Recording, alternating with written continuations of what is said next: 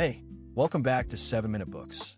I'm Sam, and today we're talking about William James's Pragmatism, which is basically a philosophy for people who hate abstract arguing. Sophie, I have to ask, did this book change how you think about truth itself? Oh, absolutely. And hello. This is one of those books that sounds intimidating, but James writes like he's talking to you over coffee. He says the meaning of any idea is in its practical consequences. If an idea doesn't change how you act or feel, it's essentially meaningless. That's the core of pragmatism. Right? And he starts by painting this picture of two types of people. He calls them the tender-minded and the tough-minded. The tender-minded are rationalists who love big principles and absolute truths. The tough-minded are empiricists who want hard facts and are suspicious of anything spiritual.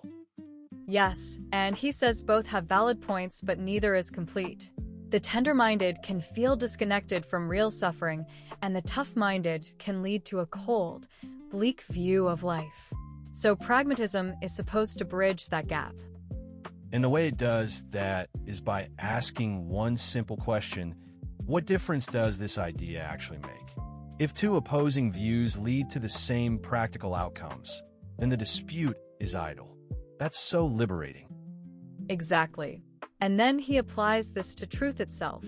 The traditional view is that truth is a static correspondence between your thoughts and reality.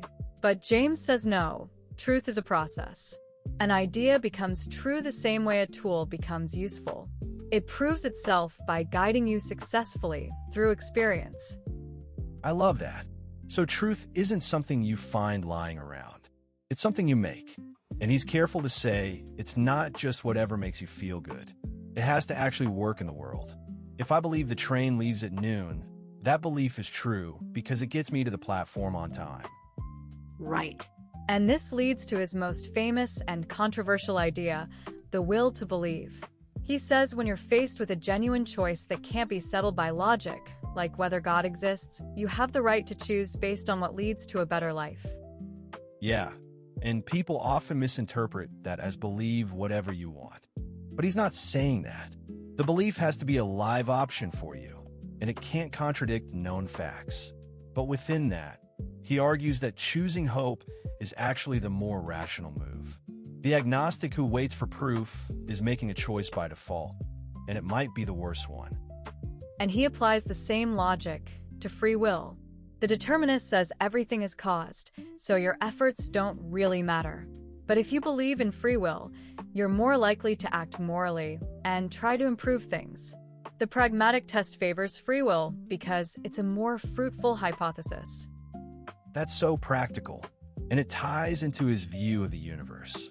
He rejects the idea of a fixed, perfect block universe. Instead, he says the universe is pluralistic, still being made, full of loose ends and genuine novelty. Your actions aren't just cogs in a machine. They actually shape reality. Yes, and that's empowering. He even says our concepts like thing and time are human inventions that have proven useful. They're tools, not eternal truths. Science gives us better tools for some things, but they're not more real than common sense. It's all about what works. Reading this, I felt like I was being given permission to stop worrying about whether my beliefs are absolutely true in some cosmic sense, and instead ask, does this belief help me live a good life? It's incredibly freeing. Exactly. And honestly, if you want to go deeper, the whole library is over on 7minutebooks.com/app with over 6,000 fiction and nonfiction titles you can read or listen to in any language. It starts at $2.99 a month, $9.99 a year, or $19.99 once for lifetime access. For me, the takeaway is that pragmatism isn't about finding one ultimate truth. It's about taking responsibility for your beliefs and living courageously in a world that's still being made. That's exactly it. James gives us a method for building meaning instead of just searching for it. We'll see you in the next one.